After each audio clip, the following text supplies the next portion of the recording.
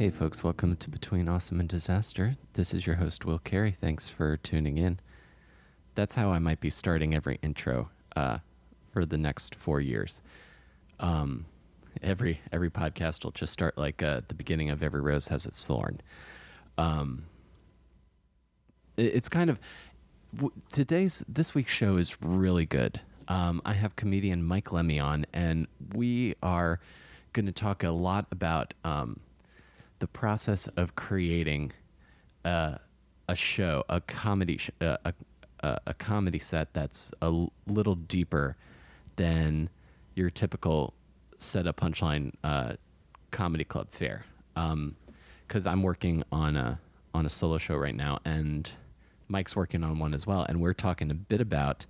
He's actually he made a pretty big commitment to. Recently, he rented out the Under St. Mark's Theater in Manhattan, and he's going to be doing a series of shows over the next couple of weeks. And I will plug where you can get tickets. I believe they're $7 and in advance, or you can get $10 at the door. And he's doing an hour about 4 times a week, I think.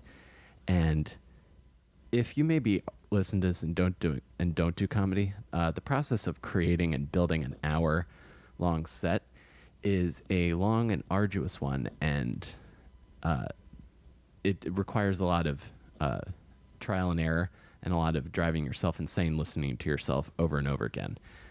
And me and Mike got into a little bit of shop talk about that, and we also talked a bit about his life growing up in Massachusetts, and it was a pretty great chat, and I'm looking forward to sharing it with you. As always, if you enjoy this podcast, feel free to subscribe or rate on iTunes. I would greatly appreciate it. And I'm going to be doing my one-man show at Standard Toycraft for the Tank Soloweek Festival in December, and I will have details for that as well. But let's go to my chat now with Mike Lemme. And you may notice at a certain point, my roommate walks in while we're interviewing, and my roommate Mike and Mike Lemme know each other. They go way back, so I thought it was kind of a charming moment, so I left it in. So there's a little bit of a break in the interview, but then we get back on track. So thank you guys for listening, and I'll talk to you afterwards. Here's Mike Lemme.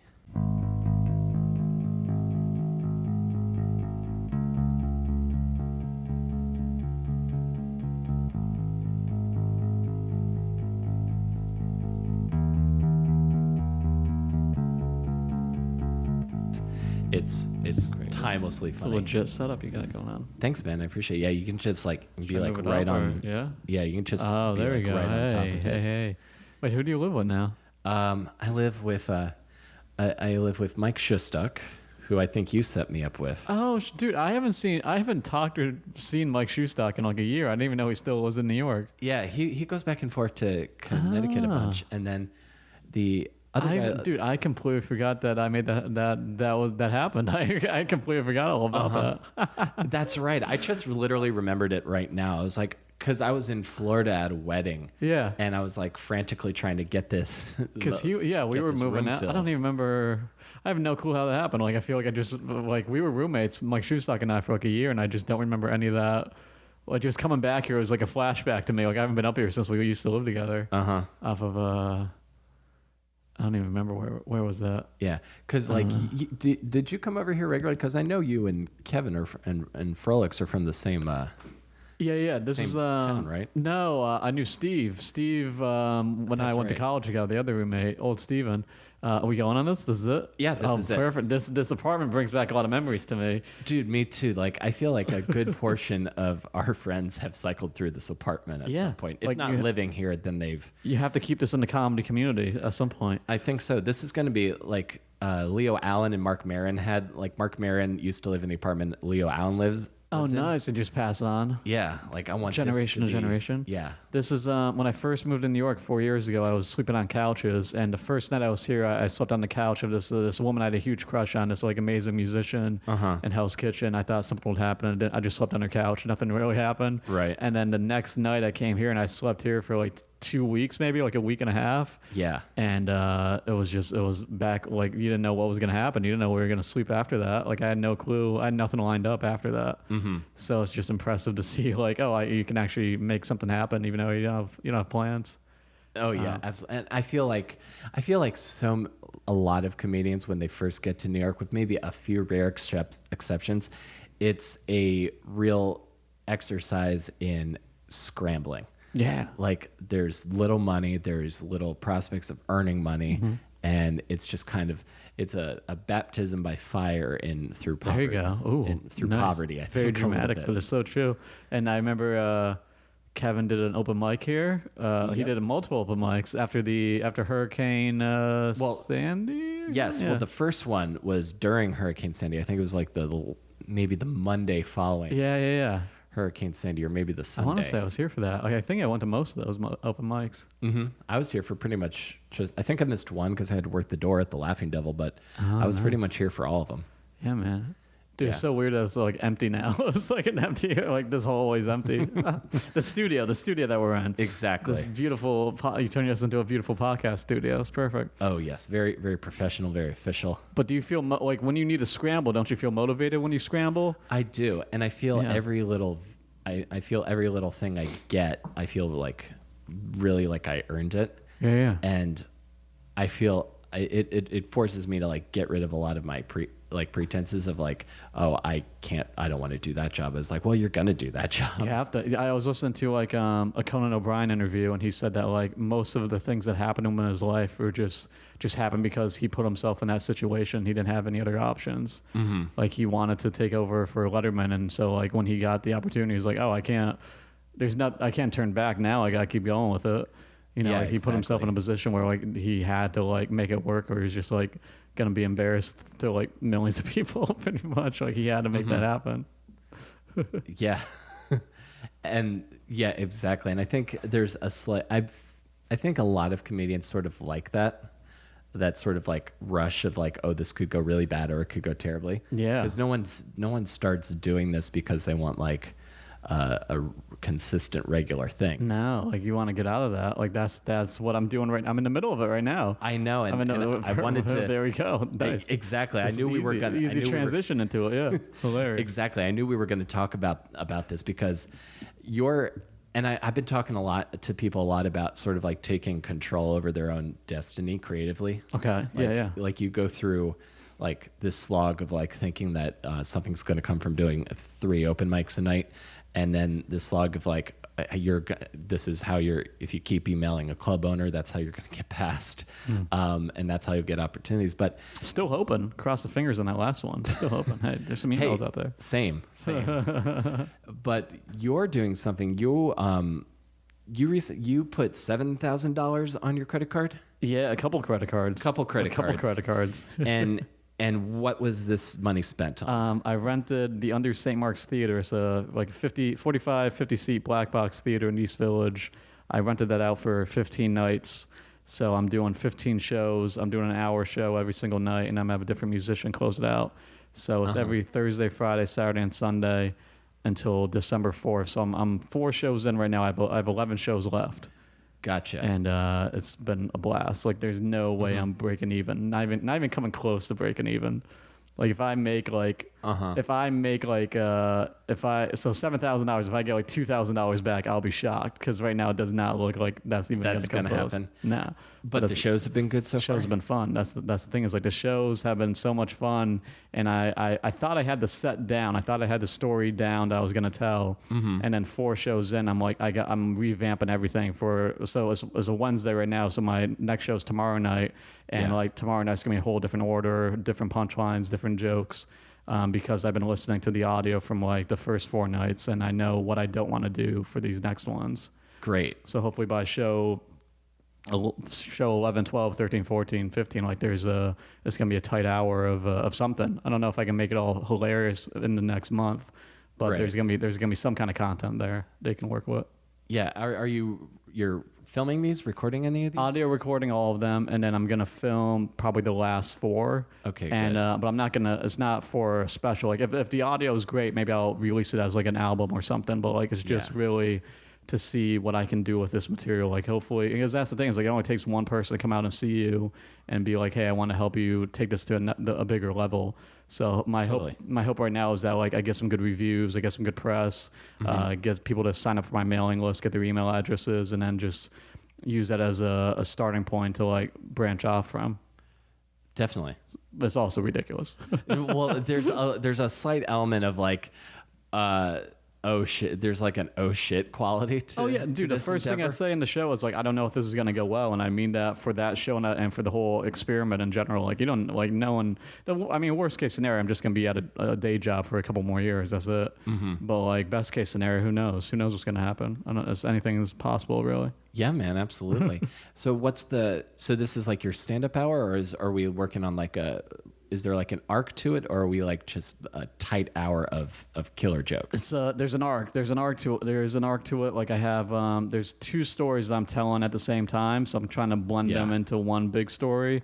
But I'm also trying to make it funny at the same time. Like that's the interesting thing I've been experiencing with doing these, like, it's supposed to be like a one-man show type of thing, I guess. Okay. But the difference between stand-up and a one-man show is like when they're silent, when you're doing stand-up, you're bombing. But when they're silent, when you're doing like a solo show, that means they're listening. But at the same time, like they're listening, but I intended for there to be a punchline there. So like they think it's just like a dramatic moment when really that was supposed to be a laugh. So now I have to go back to rewrite that to make it a punchline. Because when you see guys like Birbiglia or Chris Gethard or Chris Retitis, I just saw a Career Suicide. It was brilliant. I heard amazing things about it. I heard it's great. But he just makes it funny. That's the thing is like you go see Birbiglia. I saw Thank God for Jokes. There's a through line to it, but there's jokes every second of that hour. So like right now. I have a joke every like 30 seconds, so I need to make that faster. I need to make you need a joke like every 15 seconds. Exactly, and it needs a hit, like, because that's the thing is like if it falls flat, that just makes you feel even more uncomfortable because you know you have like another 45 minutes on the stage, so it's just like, oh, now I got to I got to keep building that momentum back up. Yeah, exactly. I'm finding that, and this will be an interesting thing to talk about because I'm working on a solo show too. Yes. That's a lot of. That has an arc, and I'm going for a lot of my long form stories, and again trying to like have a beat every second. I have found one of my other favorite reactions, other than a laugh on stage, is a gasp of surprise. And this kind of the tone of some of the stories I'm telling definitely has a lot of those like kind of more emotional moments, and then there's that moment of like trying to make something that sounds really bad and painful get a laugh off of it. Oh man, it's the best when it actually hits. It feels so good. Oh, so good. So you're finding more of that. Yeah, because you gotta realize that most of these people are seeing you for the first time too. So like the thing with stand up is like if we're doing stand up every single night, we're telling these jokes all the time. Yeah. And some people are just not gonna be on board right away. So like, how do I get that person seeing me for the first time to laugh about this punchline about my mom attempting suicide or something like that? Like how do you get to that level where the joke's so good that they have to laugh? And there's no excuses of just constantly rewriting it and trying to, like, trial and error. You have to make it funny somehow. Mm-hmm. And something like that, like your mom attempting suicide. Like, have you ever gone through? Because I definitely tried to tell like really kind of dark, sad jokes at clubs. Like I tried to do it once at the comic strip, and then having the entire audience awe at me, and I'm like, that's not what I'm going for. Yeah, I've gotten a lot of awes. It's just like if you command the stage at the beginning and you make them aware of like you're not intimidated, but like you're not afraid of speaking your mind, like you're gonna say whatever you want to say, but it also has to be funny at the same time. So it's like you get a lot of awes, but then if you have one person laughing, then you're like, all right, now I got turned that one person laughing into all these other people laughing instead of awing. So it's just like constantly rewriting it. Like there's got to be a way to make it funny because people before you have found they haven't made your story funny, but they made like equally as sad or like depressing stories hilarious. So it's just like, oh, it is possible to do it. Yeah. But it's just like, it's such a grind, man. That and getting people to respond to your emails are like the hardest things. Oh my God. That's like promotion wise, no one replies to your emails. Like thank God for comedians having me on podcasts because that's the only way people are finding out about these shows. No one will respond to your email. So yeah, absolutely. Getting someone to respond to your email is almost as difficult as making something that sad like hilarious. It's like two things that are just the most frustrating things. because it's just trial and error. You have to keep sending out those emails. You have to keep getting on stage and bombing with it. Keep getting on stage. Keep sending follow-up emails. Oh, it's the worst. Yeah. Yeah, I'm terrible at it. You have to make a note on your calendar for like when to send a follow-up, so it's not too weird. Oh yeah. Oh my gosh. Yeah. But it's all possible, man. You see people, especially in New York City, you see people achieving things that you want to achieve. So I'm like, you know what? Yeah. Now it's all on me. Like if I can't do this, there's something wrong with my act or something wrong with my approach. Right. So it's just constantly reworking yourself to like get to that next level or get to wherever you want to be. Yeah, absolutely. So you mentioned Christopher Titus if you're mentioning like dark subject matter, to me, he's like one of the guys like Norman Rockwell's Bleeding. So good. So good. Yep. And like really dark, serious stuff, but it kills. Who do we have coming in here? Mike Shoestock. It is Mike. Throwback Thursday over here. What's up? We're. I'm not editing this out. No, we're just talking about how Mike set you up with this to live here. Do you have cake? What is that? I like it. He was reaching for the food, not my hand. Dude, I haven't seen you in forever, man. How are you? I lost my phone. You gotta give me your number. Yeah. Let's do it. I'm gonna give him my number. Don't worry, right. audience. I'm gonna do it. Yeah, absolutely. We're gonna make it happen. Dude, I slept in this room before you. I crashed on Stephen Bork's futon for a while. Small world. Really small world. I love stuff like this. This is like a sitcom reunion. It's like a reunion special. Yeah, absolutely. Like there's just we're just bringing it all together. Yeah. Oh, I got a great story about bombing in Connecticut that I got to tell you, Shoestock. And I'm gonna need to hear that too. Oh yeah. Oh man. We're not talking about the Foxes one. No, I haven't been there in a while. I haven't been in a new place. No. Oh, dude, I don't. Yeah, they don't. Where did you bomb? At a club in Connecticut, I did 40 minutes. Should not have done 40 minutes. Was not ready for it. I try to do like so I'm working on this like one man show, and I try to do it as like a comedy club set, and it was very sloppy. So was it in a room or? It's club, and they dropped checks like 3 minutes into my act, 5 minutes in, so it just fucked me up. It was it was brutal. Oh, that's the worst. Mm-hmm. The Naugatuck one? No, we're talking off record. We'll talk. So I bombed on the show in Connecticut. Okay. Bombed like I haven't bombed before. It was a fight. Yeah. But that just goes. It's just like the jokes worked, but they didn't want to hear any of the story. Like right. It was like one of those situations where my biggest laughs got off of me like shutting hecklers down and telling jokes about how skinny I am and how much I want to get better at sex and shit like that. Like can I swear? Yeah, of course.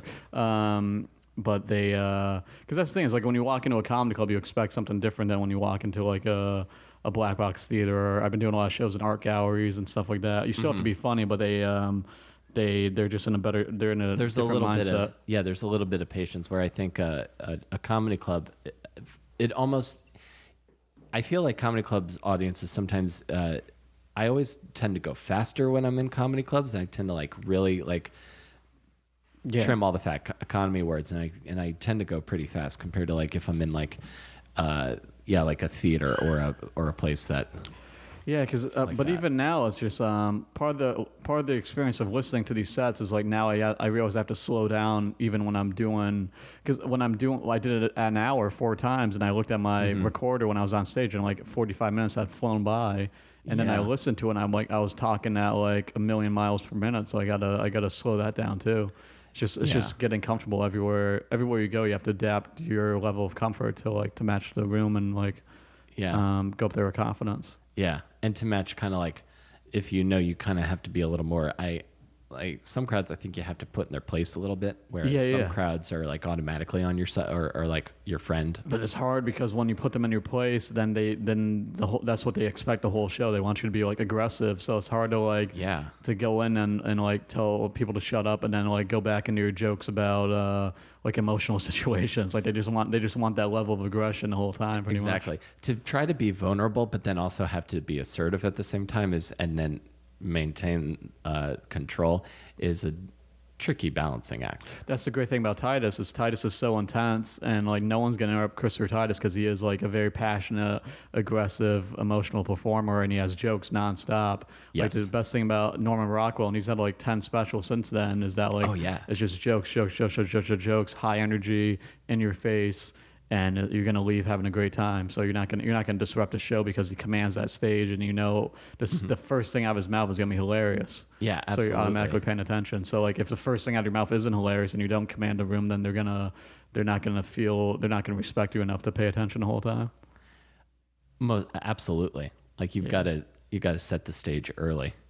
Like, and that's what I like about him. And the other thing that's great about him is since the sitcom's been off the air, he's like been creating his own specials, and they're getting on Comedy Central still. Yeah, and he owns the rights to all of them, so like he can. Yeah, so I guess maybe he's just licensing. Yeah, he has his own production company, so he shoots it all himself. Like he distributes it himself, and it's just like he's a businessman. Yeah, he built his own following, and same thing with guys like Birbiglio. Like you go on Birbiglio's mailing list, and he tells you when he's gonna be in your town. He tells you when his new movie's out.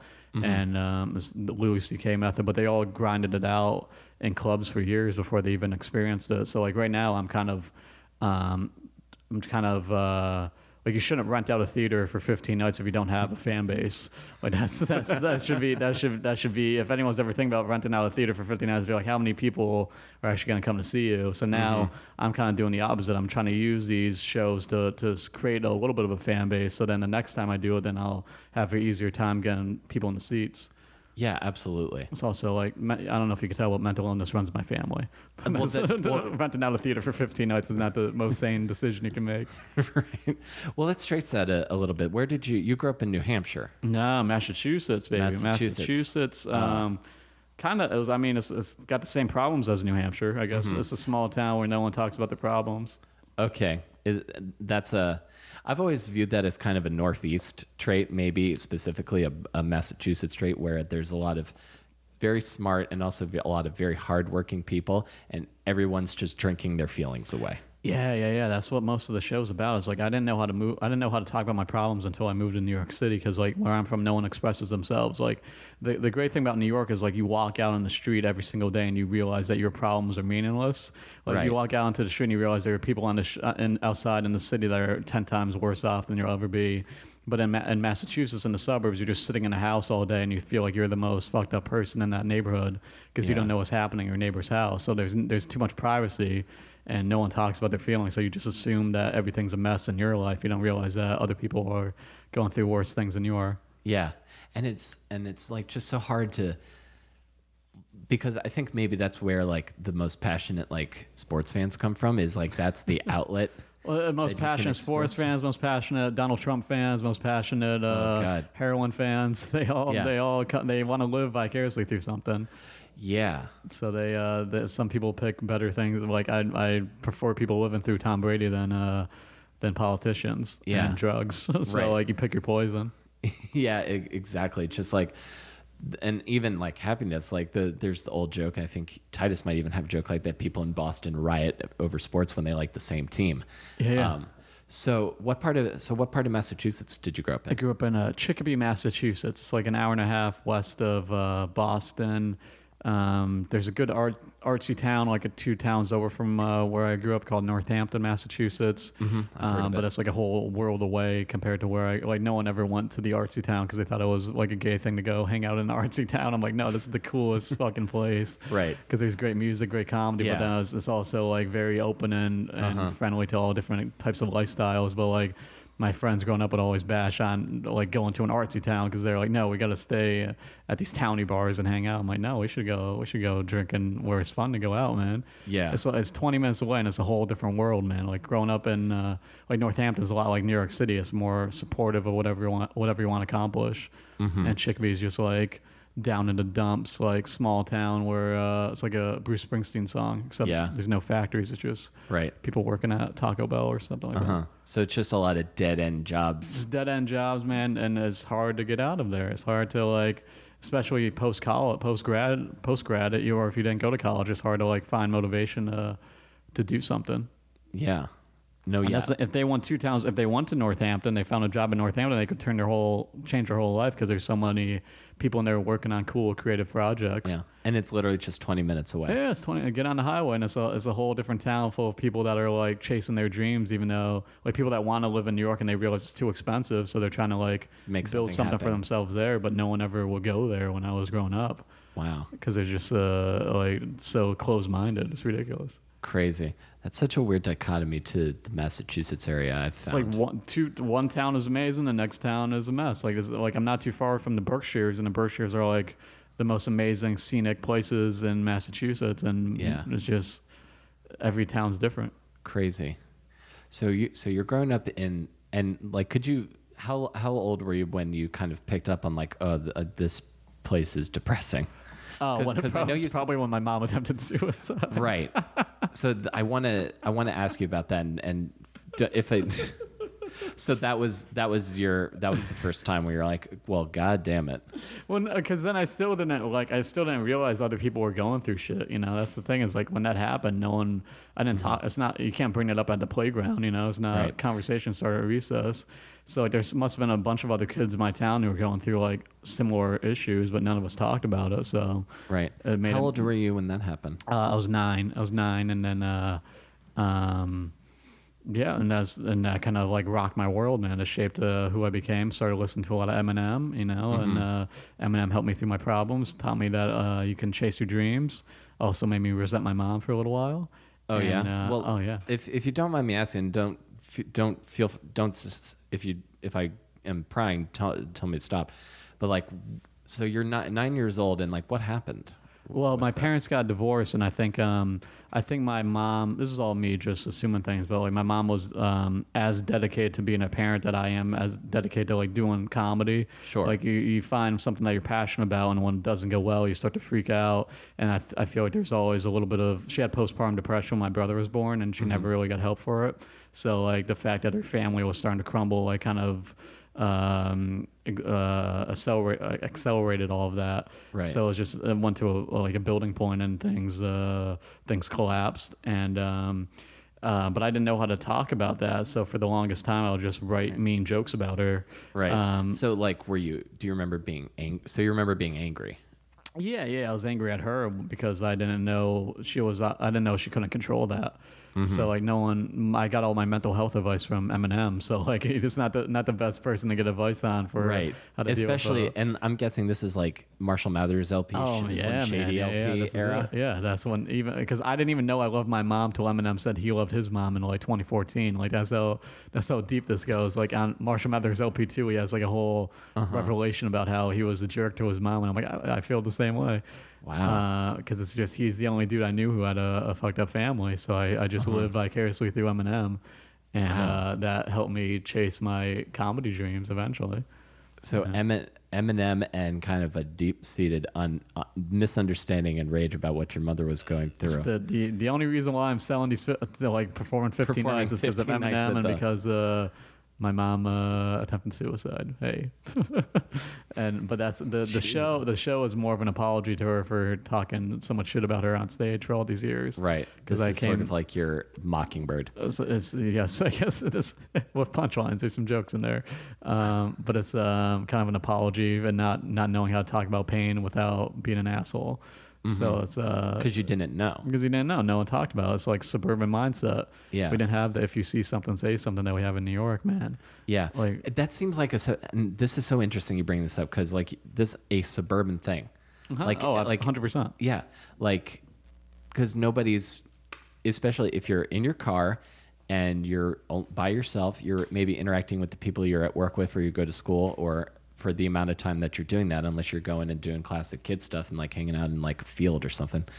But no one, it doesn't seem like, and this is maybe a bit of a cliche. It seems like no one like really starts talking about like really deep stuff until you're like maybe even high school or college age. Not even. I mean, some of my friends back home right now still are afraid to talk about like what they're going through with their family situation. Like It's just it's a privacy factor, man. Like if you're alone all the time, then you're gonna feel like you're an outcast and that no one else is going through problems until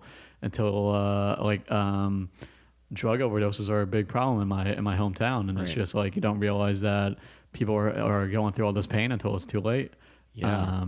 Because there are jokes in these shows, and there are jokes in the show that I'm doing. There are some punchlines. It's not all statistics. I imagine you like the final version of your show. You're just gonna have a little PowerPoint thing. It's just gonna be a TED Talk at the end. It's gonna be a TED Talk from a guy who doesn't even do comedy full time. That's the TED Talk. But that's the thing is like how like you have all these thoughts and opinions, but how do you make this funny? Like it's not.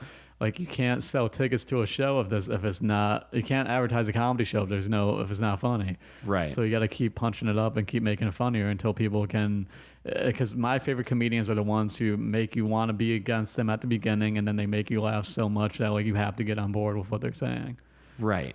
And like the things I want to talk about are like very tense subjects, so like it has to be super funny to make it work.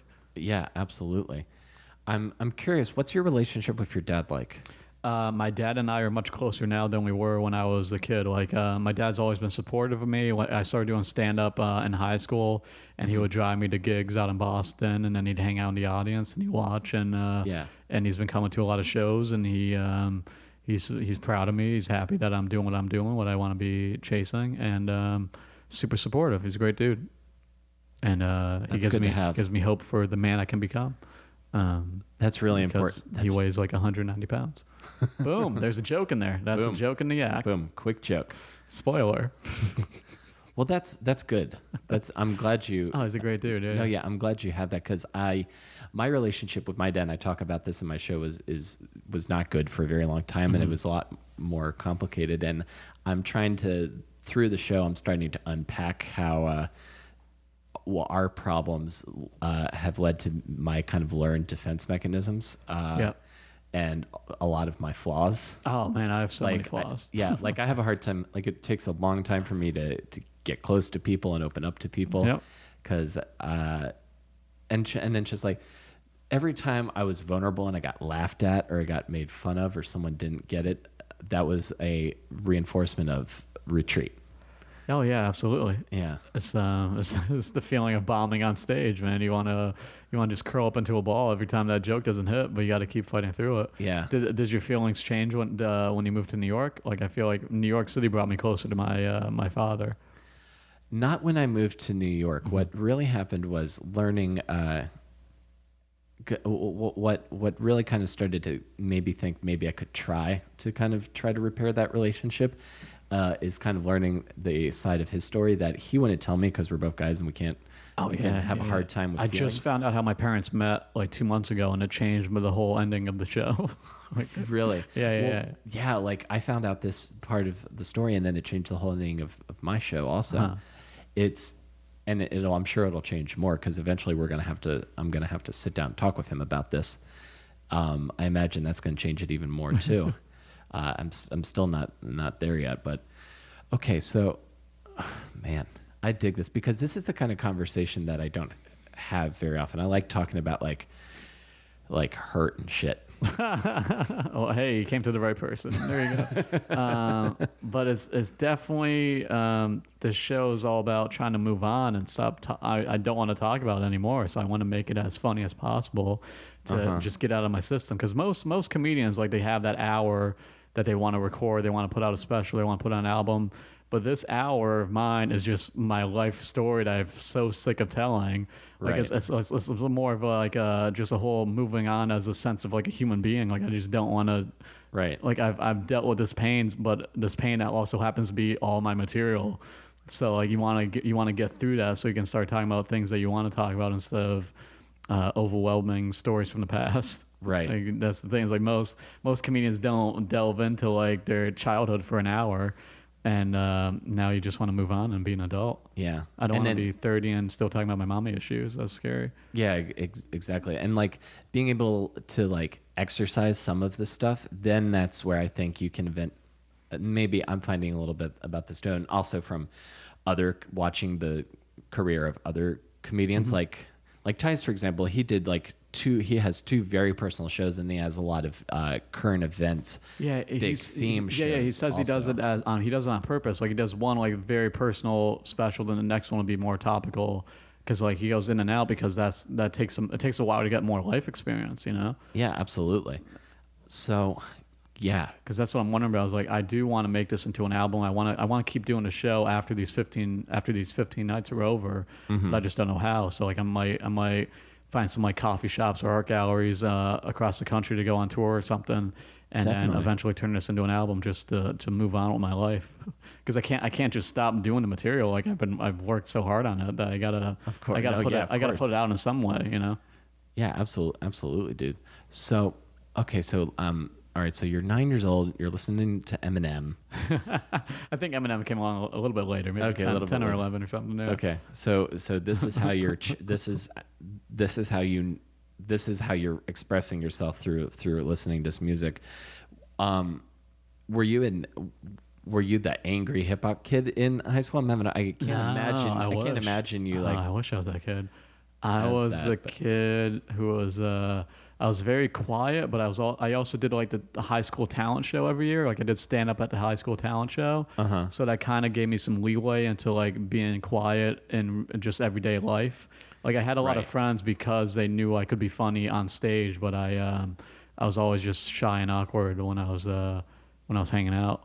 Yeah, off stage. Yeah. Same. I think that's the truth. But it gave me a lot of like doing like having to be known that I did stand up like helped me make friends without ever having to actually like have real conversations with people. Right. So when did you start doing stand up? Sounds like you started early. First time I got on stage was my 8th grade middle school talent show. And then I would do like talent shows at my high school every year. And then I would do like an open mic in like 2 towns over from where I grew up like once a month. Yeah. But I didn't start doing it like consistently until I got into college. So maybe like I've been taking it seriously for like 7-8 years or something like that, but I've been doing it. I've been getting on stage longer than that. Right. So it's a mess. Very complicated. And where were you getting up early on in Chicopee? Were you like going down to Boston? Well, there's the East Hampton, Massachusetts is like next to Northampton. Obviously, there you go. That makes sense. And they had an open mic there once a month. And I still there's a comedian named John Moses. He lives in New York. Super funny guy. But he used to go to that open mic at the same open mic I used to go to. So like I've known certain comedians for like 10, 12 years just from being around and just seeing John Moses transition from like a recovering alcoholic to like a great father and husband and hilarious comedian is just it just shows you what life experience can do for you. And like his jokes now are like just as funny about being a father as they were about being a recovering alcoholic. Like he's just so funny that like life experience has just made him funnier. So that's what, like, I know there's certain things I want to accomplish. You know, I've never been in a relationship. I've never, You've never been in a relationship? No, like I've never, like I've hooked up and stuff like that, but I've never been with someone like for longer than a month, you know, like it hasn't happened because I've been so focused on comedy and my mommy issues and all that crap. So that's something I want to accomplish. So then I know I can get like a new 20 minutes on being in a relationship and stuff like that. So it's just building off of life experience.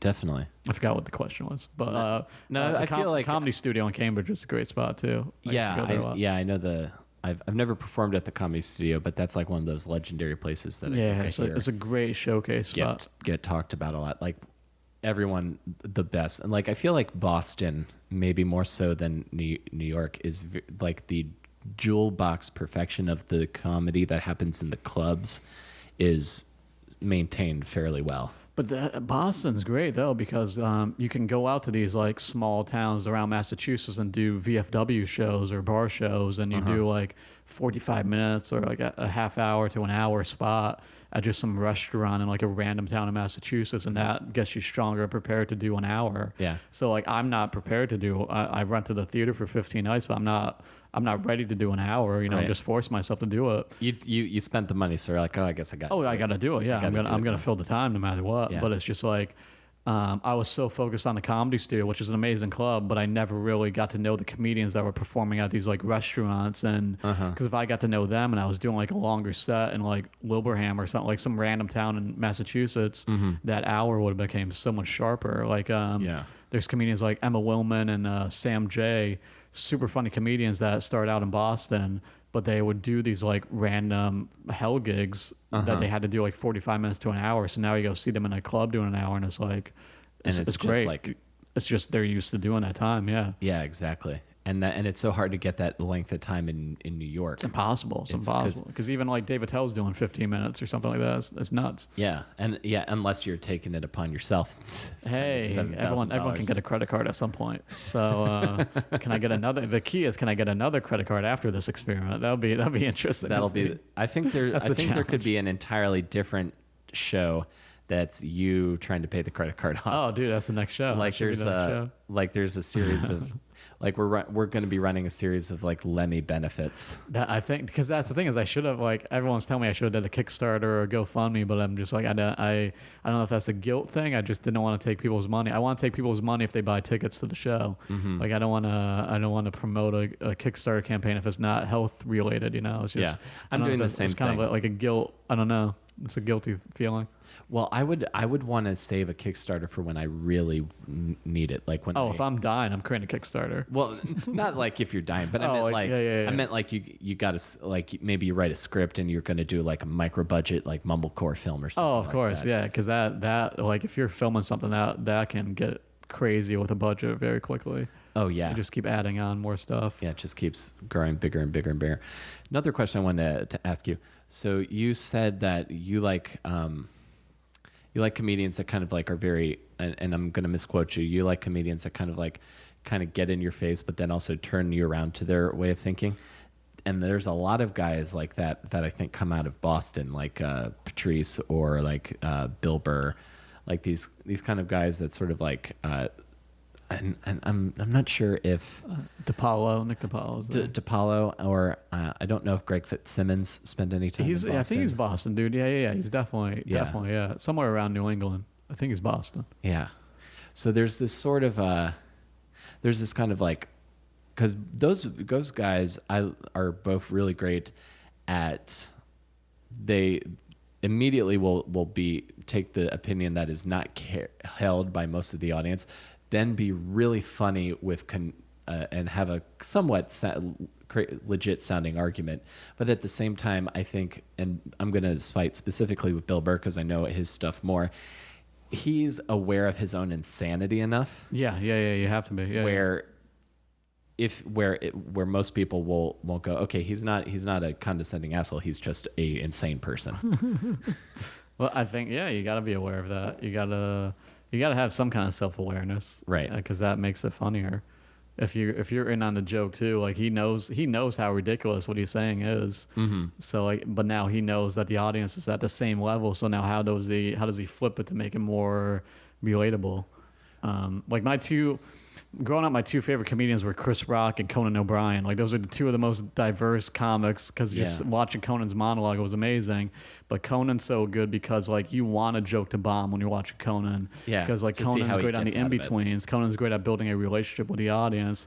Chris Rock's the same way, except he talks about whatever he wants to talk about. But at the same time, he has that relationship. It's all about creating a relationship with the audience, so like they can. Rick Jenkins, the guy at the Comedy Store, told me that comedy's like going on a first date. You don't want to open up with the most ridiculous thing, but you want them to get to know you. So then when you want to go to the ridiculous level, then they're on board. So it's just like you got to have that. That's what I love stand-up. Doug Stanhope has his own fan base.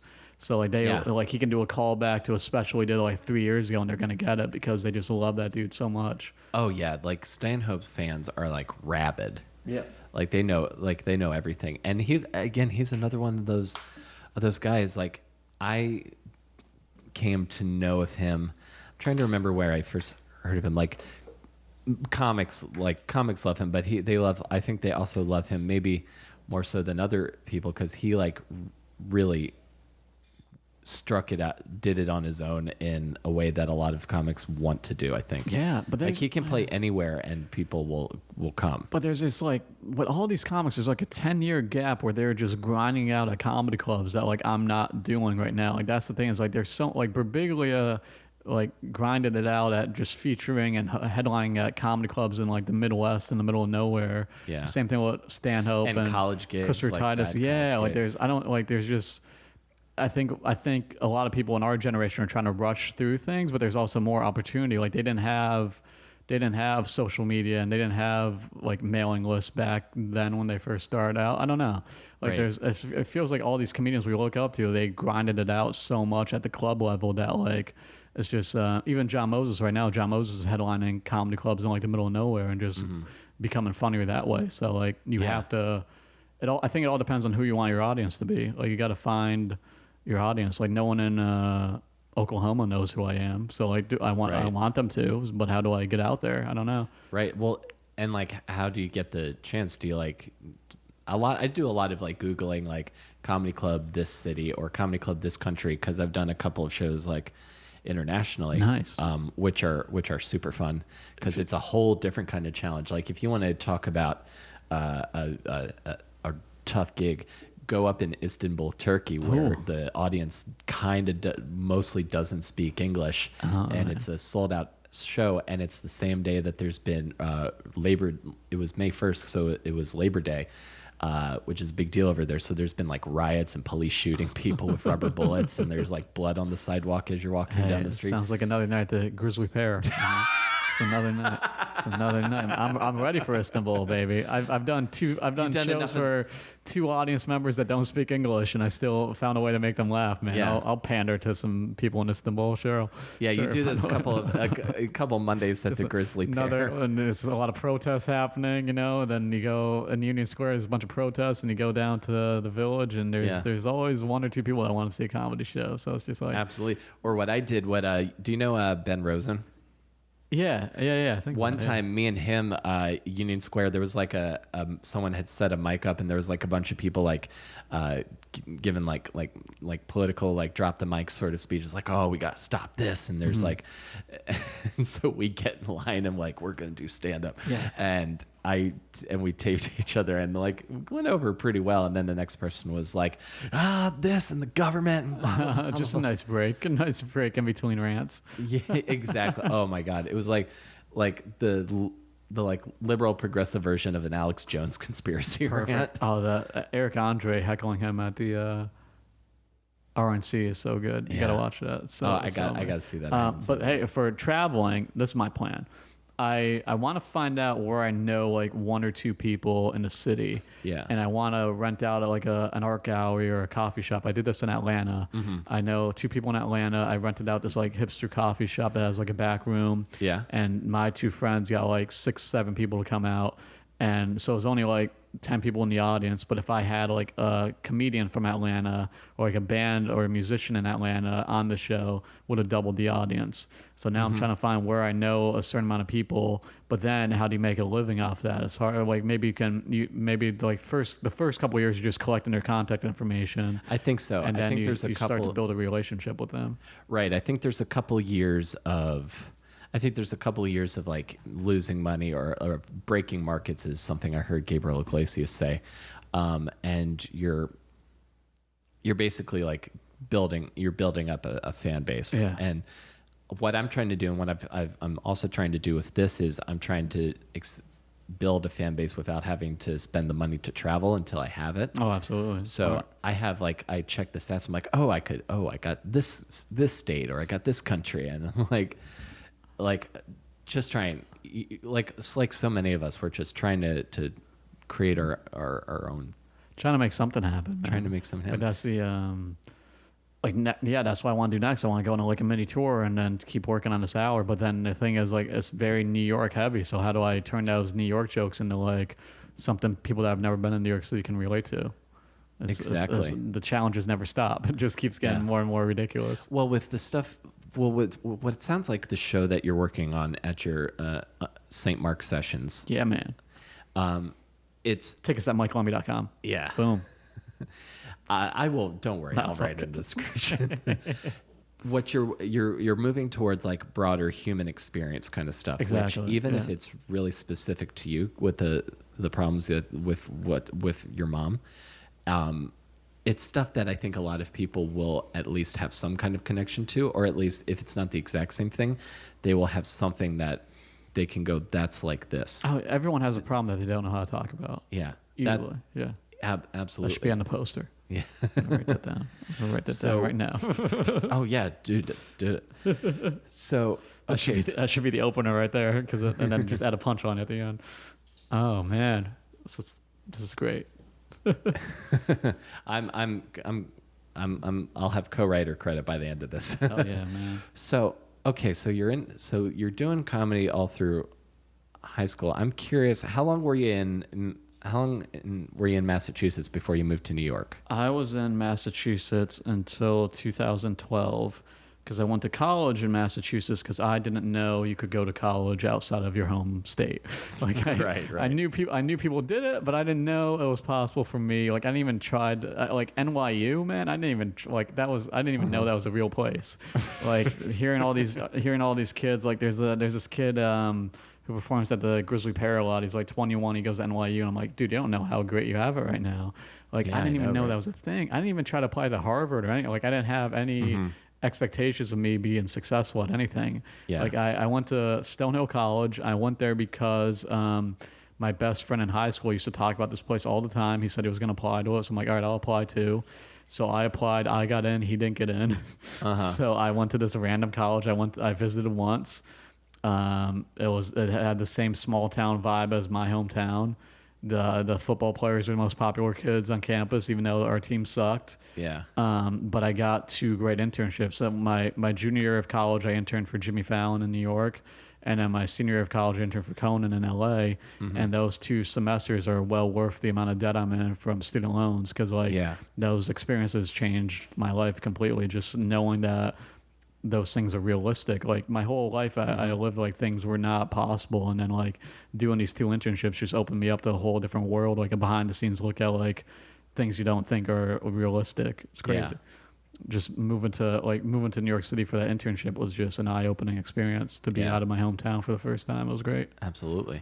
And I feel like if more people had that kind of experience, then there'd be a lot less problems that people don't talk about. Like you gotta get out of that town, man. You gotta and moving 2 towns over doesn't really count. You know, you gotta get out. You gotta get out somehow. Yeah. And that's a really interesting thing. Kind of bring it back to what we were talking about. And I know this is, since this is, we'll put a bit of a timestamp on what we're talking about. But you're talking about like the hardline like Trump voter, like the person who, like they understand this and they're not talking about their feelings. They just know they're kind of angry about something, but they don't know what. Well, yeah, they're not. They express it through that, and maybe they. And then maybe it's someone who doesn't know like the rest of the world's experience or has an experience of the rest of the world. But like maybe if there's more, if people like, if you can just take like a class trip or something, just see that there's something outside of what your But it's gotta be like a 2 week, like 2 weeks, 3 weeks. It can't just be like a day thing. But that's the thing. Like Trump is just good at making you feel like he's talking to you directly. Like he's just good. He just knows that there's angry people out there, and he knows that he knows how to get to his audience. You know, it's not a race thing or a sexist thing. It's just people want someone to believe in, and they believe in him. Yeah. He's Eminem for middle-aged white dudes. Because Eminem isn't even Eminem for middle-aged white dudes. No, that's the thing. Is like the same people that would ban their kids from listening to Eminem love Donald Trump and Mike Pence and Stephen Bannon. Like they love those dudes because those are like the equivalent of. But that's the scary thing is they're like the equivalent of like Eminem lyrics like brought to life. Yeah. Like Eminem is just an entertainer who went through a lot of pain, and these 3 monsters have control over like your life kind of. So like it's the same audience. It's like if your parents just listened to Eminem with you, they would have went through that weird, awkward, rebellious phase instead of voting for Donald. I don't know anything, by the way. I slept on an air mattress for like a year, so I'm not an expert on anything. Well, no, neither am I. I'm just going by like I'm just trying to make sense of like anything I'm trying to make sense of things that I don't understand, and I'll get it wrong a lot of the times, but I'll maybe find something that I can incorporate into myself. Yeah. Or like my worldview. If middle-aged white people liked rap music, this would have been a whole different country. Like, all you need to do is like rap music, and you would not have voted for. I want to know how many like Jay-Z fans voted for Trump. Oh, that would be a really interesting study. Yeah, like I think because rappers are like, you live through rappers boasting about what they have and their problems and all that. Like, you live through them, so like you don't need to live through through the Trumpster. Right. I want to study. I want to commission a study on fans, Jay-Z fans who voted for Donald Trump. Yeah, no, this is something we could pitch to Harvard, I think. it's definitely, yeah. Wow. So this, I love how we're figuring shit out, Mike. Yeah. I'm going to write that down too. Yeah, write that down also. Jay-Z and Trump, man. There cannot be more than like a dozen people who like Jay-Z that voted for Donald Trump. Mm-hmm. There can't be. That would be a really interesting Venn diagram, I think. Wow. Okay. So, man, we're covering just about everything. We're talking shop. We're talking feelings. All the feels. All the feels into our art. Just bleeding it through. Yeah, man.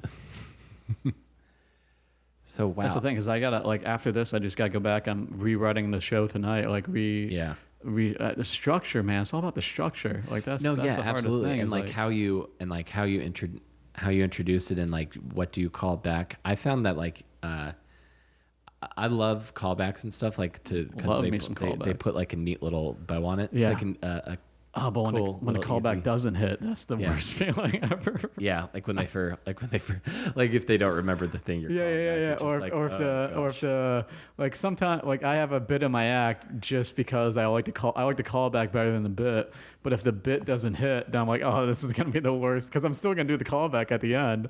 Right. But if they don't laugh at the original joke, then it's so awful, because like you can see the future. Like it's like, oh, they didn't laugh at this, so this callback's gonna be just so bad. Yeah, but I'm gonna go. I got to do it anyways. Gotta do it. I'm not used to doing an hour. I'm used to doing 10 minutes. So I gotta end somehow. Gotta stretch those legs. I would love to. I want to do more like booking like double half hours with people places, because that's a skill I need to build up, is being able to just do a really tight feature set, because I'm feeling. I've done the one-man show a handful of times now. Like I have that muscle memory now of doing it, but I need the muscle memory of just punching like jokes. Because that's like I bombed on the show in Connecticut because I was co-headlining. I was doing 40 minutes, and my buddy was doing 40 minutes, and I closed. And it would have been a great 20-minute set. Would have been a great 25-minute set. But in a comedy club, I don't know. I can't do 40 minutes in a comedy club, not yet. It's not punching as much as it should be. Because that's the thing, is like I headline, quote unquote, the same club that I saw like a guy like Charlie Murphy headline, and Charlie Murphy is just like punch, and he's just likable. He has a presence, and I'm like, I should not be in that same category right now. It's just, but I didn't know that until I tried. And now the next time I do 40 minutes at comedy club is going to be way different, because I'll have a different structure. But that's the only way you can get better, as if you like, I think this is a Birbiglia quote. It's like, fail 100 times instead of 7 times. You gotta keep failing until you figure it out. And comedy, more than other stuff, that's the thing where you kind of got to fail in public all the time. All the time. You got to go. Like, did you ever have that thing where you would just see people, like when we were doing like tons of like mics, like open mics, so just like mics. 3 times a night, and you would only see you get into rhythm of only seeing people at mics, and you if you only know people from mics, you think, oh man, we all suck, because we're all just trying stuff and like doing weird things, because that's what it's there for. But then you go and you see someone on a show, and you're like, oh, holy shit. Yeah. They kill it. Yeah. And then you see people that do a show that only like that just bomb, and they kill at open mics. It's just you get both sides.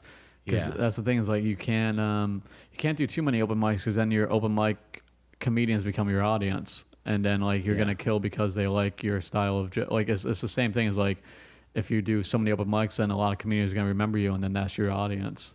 Right. But then you wanna, like, if you have a 5-minute bit if you have a 5-minute set that kills in front of comedians open mics, it's probably not gonna do great in front of a real audience. So you You got to balance both. Exactly. Like just enough where the jokes are solid, but not so much that you're an alien to the regular laugh-seeking. Especially because these open micers see you every single day, so you build a relationship with them, so you can just jump right into the most fucked up thought you had that day.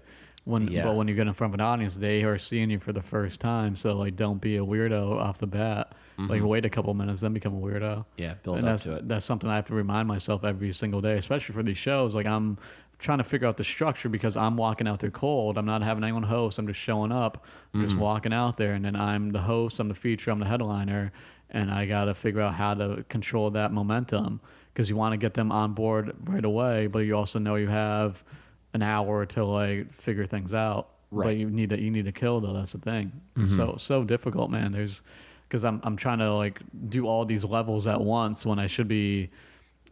I mean, there's no rules though. That's the thing. It's like you can do whatever you want now, especially in 2016 when you have all these outlets. So there's really no rules. You just know like I'm not quitting anytime soon. So it's just if this doesn't work out, then I'll just go back to the Grizzly Pear and hang out. Do some spots. Yeah. Well, I'll just the thing that I really freed me was that I like mentally was that I didn't need to do 3 open mics a night to know that I was funny. Right. And to know that I could write jokes. At some point, it just starts to hurt you. Yeah. Like I couldn't do it after a while. Like when I would, like, even now, I'm at a point where I don't get hurt by the bomb at the open mic. I just sit in the silence and go, "You can't hurt me." That's something I say a lot. I'm not at that point. Because I'm doing it so I can feel how the joke sounds coming out of my you get the mouth. rhythm down. And then being the act of going through it, that helps me like tighten it up or rewrite it or realize it's got to go. Yeah, I haven't. It's crazy going from that doing that many mics to barely doing any. It's just because you want to live more too, man. I want to go on more dates and stuff like that. Right, that's what I want to do. I want to like have a life, and then like and I'm at a point where I've got some semi-regular shows going on, like that. I want to be fun. That's fun. Yeah. You don't want to be in a bad mood when you get to your show because you just bombed an open mic. It's like, oh, this doesn't make sense.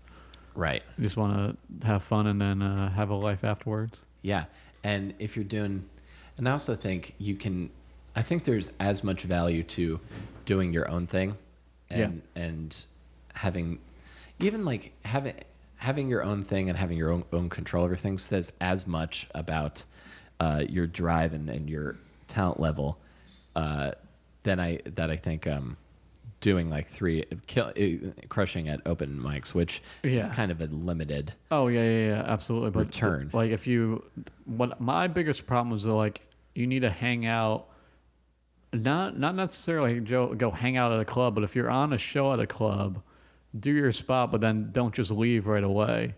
Because that was my problem for the longest time. I was like, if I did a show at a club, because hanging out when I'm not booked always feels uncomfortable unless I know like a very, very good friend of mine there.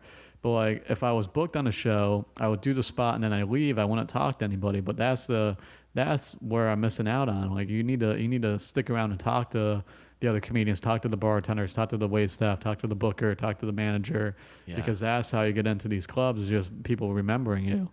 Like they probably didn't even see you on stage, and if it was a good set, they don't even know. They just remember by you walking out the door right after you performed and being like, oh, whatever, I'll see that guy again at some point. Right. But if you get to know these people, you build a relationship, then it's gonna like out of sight, out of mind type of thing. And that's the hardest thing, is like just being social and being around and like being, because you don't want to be around and be a stick in the mud. You want to be around and you want people to be around you at the same time. It's such a hard thing to do. Yeah.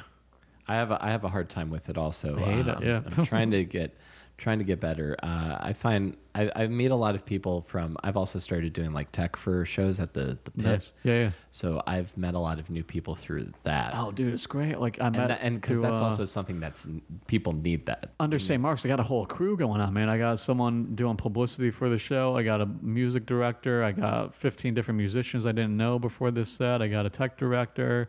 And like everyone's getting paid too. Like I'm paying everybody, but it's also like great. it's opened up my window to like a whole new audience, or not audience, but a whole new group of people I didn't even know until I rented out this place. Right. So it's just getting into like the musical side of New York and the tech side, and just meeting everybody that like wants to. Everyone's want like the person who's doing my publicity. She's not a publicist. She's just someone who's interested in publicity. Right. Like I couldn't afford to get an actual publicist, but she's super chill and passionate, and she wants to do it. So I can afford to have her like send out emails for me once in a while. It's great.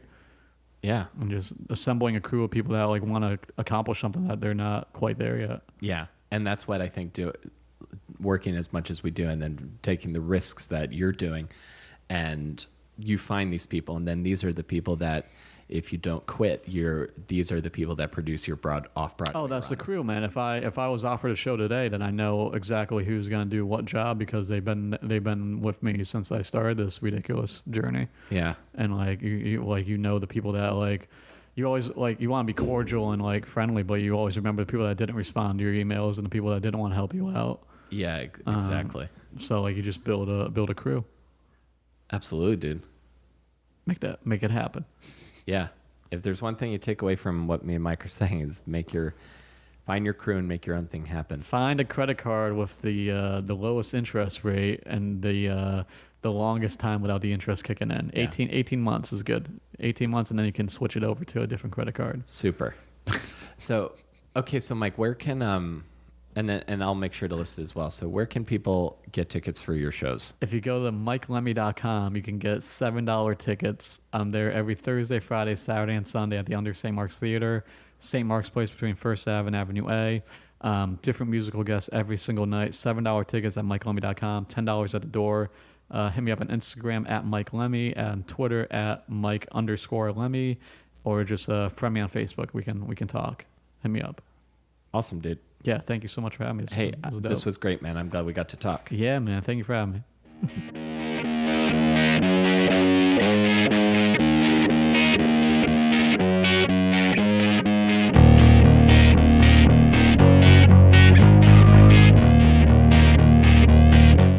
Thank you for tuning in this week. Mike Lemme is a very funny guy, and he's undertaken a pretty big risk, and it would be great if you guys were able to come out and support him. If you want to get tickets to Mike Lemme's St. Mark's sessions, you can go to MikeLemme.com. That is MikeLemme.com, and I'll have the link in the description as well.